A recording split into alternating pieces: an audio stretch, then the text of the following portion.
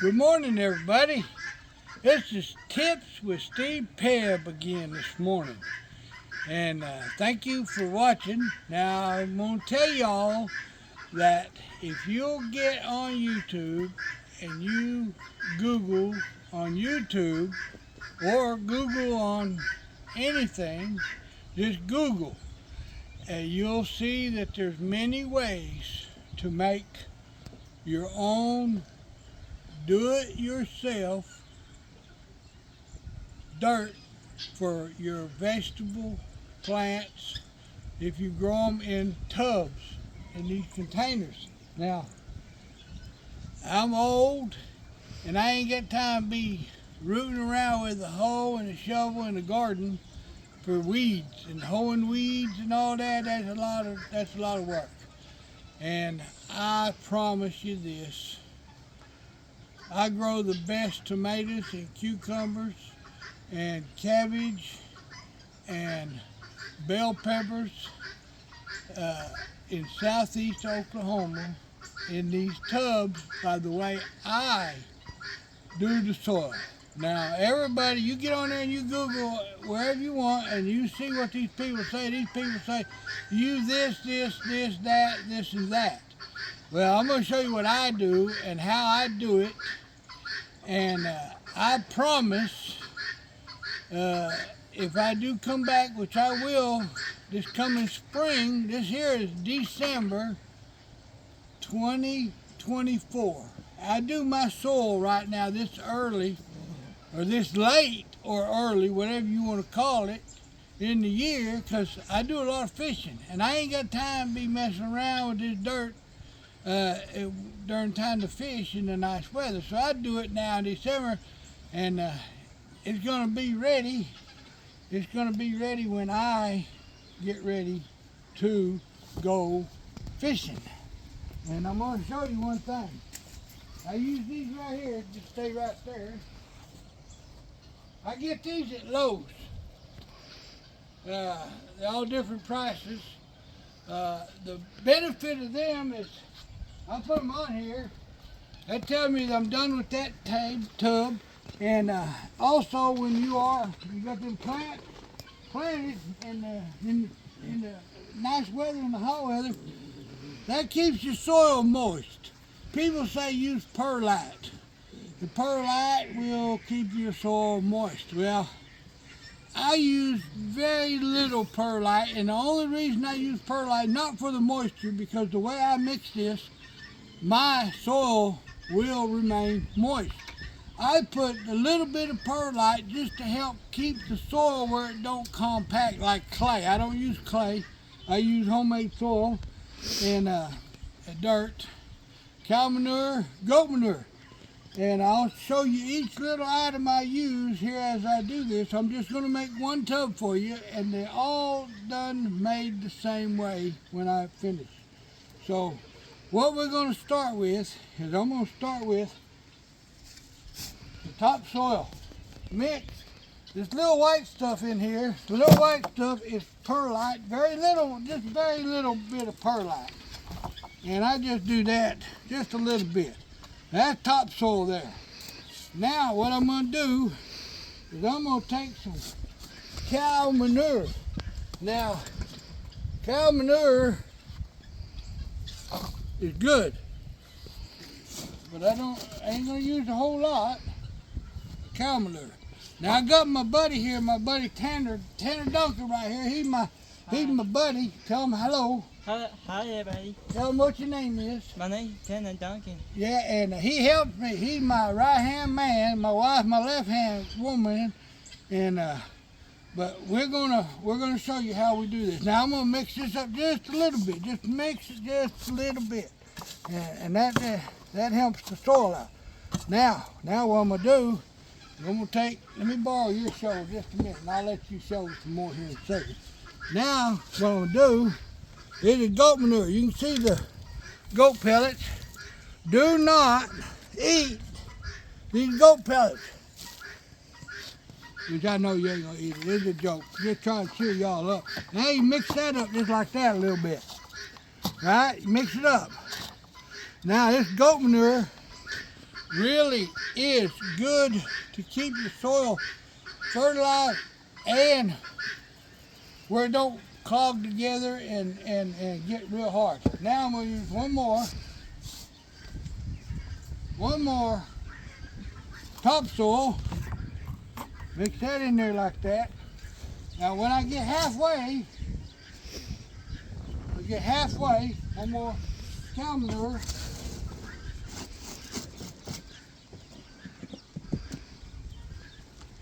One more cow manure right there. Now, one more goat manure. Now, believe it or not, goat manure is really, there's a guinea feather. Guinea feather. Okay. Now, mix that in there like this. Just mix it up a little bit. You don't have to get in there like a cement mixer. Just mix it up a little bit. Now, here's the trick. I'm going to take a little bit of chicken manure. Now this is really, do not use fresh chicken manure because it will burn your plants and your roots. It's not good. You let it be dry. When you shake it like that and your dust comes out, don't breathe the dust. It's bad for you. It gives you breath. Makes you like chicken poop breath. Don't breathe it in. Now you take it, and you sprinkle a little bit like that. Now, you don't need to see all the dust. You don't want to breathe that dust. Now, you do not want to use, I'm going to emphasize again, fresh chicken manure. You want it to be dry like this. Yeah, it's got to be dry. Then you just mix, but do it halfway level of your container. Well, there's chicken eggs. I put chicken eggs in there. Now people say you got to put them in the oven or you got to put them in the microwave. You got to cook the chicken shells, chicken eggs here. No, I don't do that. I've been doing this for many, many years, and I have people tell me that my tomato plant's over 6 foot tall, and they the best, prettiest tomato plants that you've ever seen. So now, one more goat manure on top of the chicken manure. Now, here's what let me put this where you can see what I'm doing here. Now this here is the trick. This is the trick to the trade. This here, y'all look in that. That is fish guts and skin and guts and tails, fish tails. Now, if I catch a carp or a drum or buffalo, I'll put the whole fish in here. Just one fish in it, boom, and that will do it. But what I do is I catch a lot of catfish. So I'll take this and I'll put this stuff in here like this.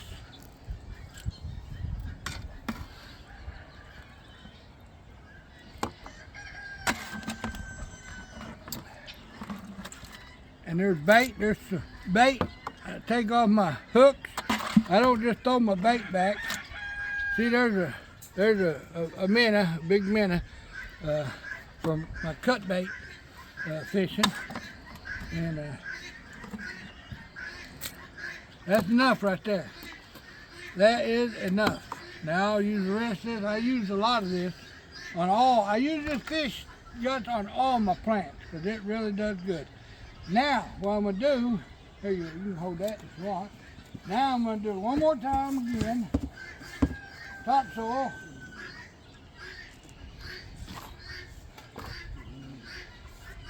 Cow manure.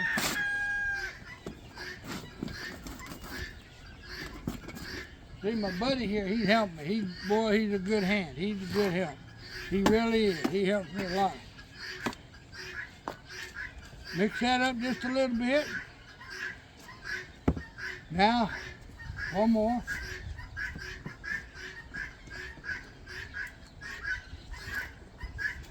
Okay. Now, one more goat manure.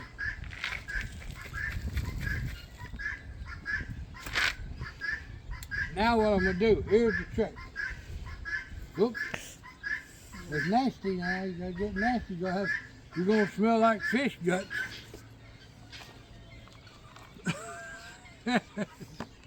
Old fish man.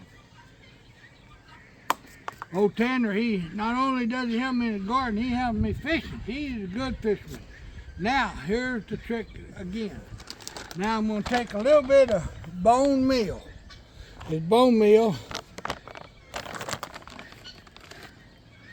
now sprinkle it like that. Just sprinkle it like that. Now I'm going to take blood meal.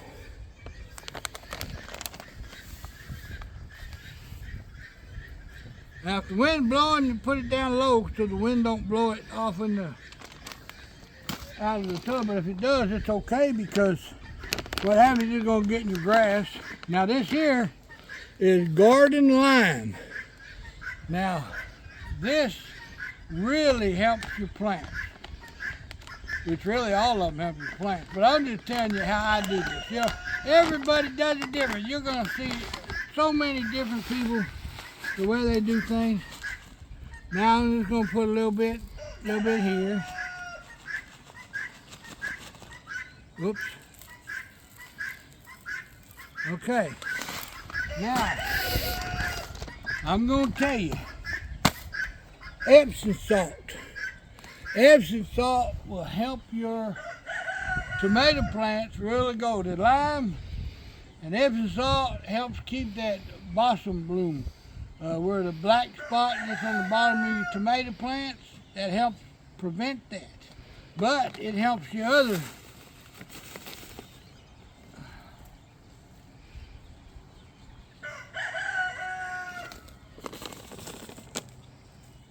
okay.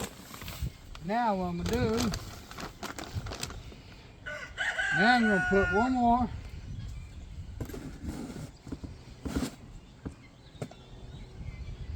topsoil. Now I've got some, I still got some goat manure, cow manure mixed in this from another mixture. Now what we're going to do, and this is real important now. I've not watched any videos where people do this, but I'm going to tell you how I do it. And I take this here, and I put ashes. It's from oak trees. Now you don't need a whole bunch, but then you take some more. That, which is some more cow manure. Whoops. Tell you what I do.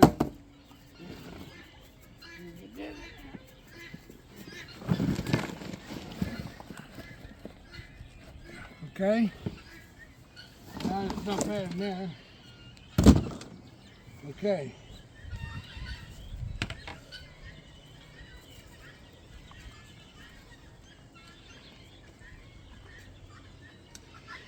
Now, last day I just put a little bit of more ashes on top. Now, by the time when this spring comes, the rain is going to rain and settle this here dirt down, because you'll have to come back in April when you go to plant your plant. The rain's going to set it down. It's going to settle down. You don't have to mix nothing. You just dig your little hole and plant your plants in that, but you're going to have to add a little bit more dirt. Now, I don't use Miracle-Gro, except after I plant my plant, then I'll fill the top up with Miracle-Gro just to bring it up to the top of the level, if I've got any extra Miracle-Gro. If not, this here topsoil mixed with cow manure and goat manure. And you don't need no chicken manure on top. Just goat manure, cow manure, and topsoil on top. It'll settle down, and you'll have the best plants. Now I'm going to tell you a thing real quick. When you plant a tomato plant in this, you dig you a hole. You dig you a hole. If your tomato plant, let's say, your tomato plant is from my hand to here.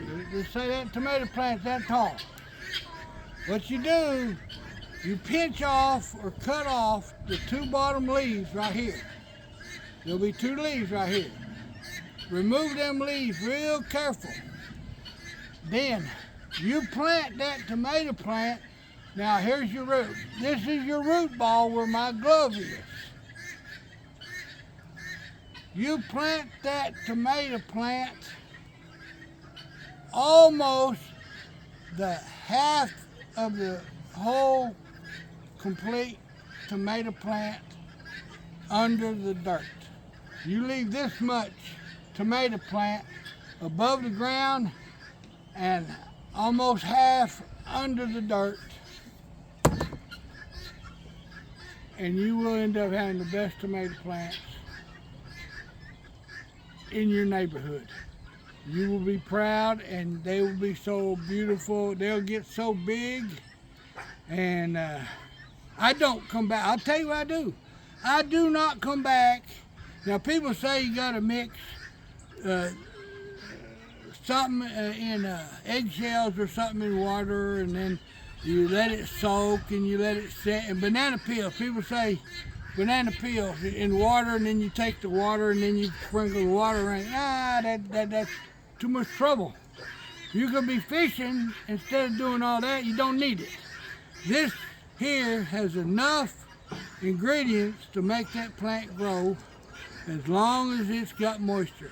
And another thing, real important, if you don't drill holes in this tub, now you don't drill holes on the very bottom. If you drill holes on the very bottom of this container for your water, you got to have water holes to drain, because when it rains, the water fills up in this tub, in this container. It will drown your plants and kill your plants. All your work is for nothing. But what you do is you drill your holes. Let me see if I can see my holes. You see any holes? Yeah, there's the hole right here. See this hole right there? About 2 or 3 inches. About 4, 5 holes. No more than 4 or 5 holes. This way, when it rains and your water gets in your container, your water can get out and the roots will not drown. It's very important. It's very important. And here's another thing. If you want to use this dirt next year, you get you another container or a wheelbarrow. You dump it after your growing season. You dump the dirt in your wheelbarrow or another container, and then you go to mix it again for the next year. So you'll be ready to plant next year. You still got good soil, but you got to add your chicken manure and your goat manure and your fish guts for next year's planting. But what'll happen if you don't do that? Bermuda grass will end up growing up in the bottom of the holes you drill in the bottom of the container, and then next thing you know, you got a bunch of grass and weeds growing in your plant. Now you got to sit there and you got to pick weeds and grass, and then next year when you go, you got Bermuda ball, and it ain't no good. You don't want, you can't dig out Bermuda grass weeds roots, because it's like a big ball of spider web. So raise up the holes on your sides of your tubs. This way it's hard for that grass. And when you go to weed eat, you weed eat around, and the Bermuda grass ain't gonna grow up into them holes unless they're real low to the ground. Then they will. So get them up 2 to 3 inches off the ground, above the ground, and this here is gonna be the best plant you've ever grown. I guarantee you. Now I'll show you one behind her, this blue tub. Now I didn't brace my tubiphores very good. I used treated tubiphores, but it kind of broke down a little bit. But I do the same soil mixture in these. But this is where I grew my onions. But I pulled all the onions, ate all the onions this fall. I ate all my onions, so I need a better deal. But what you do is And another thing, if you ask yourself what I'm doing with all these PVC pipes like this, I drill holes in the bottom of these pipes.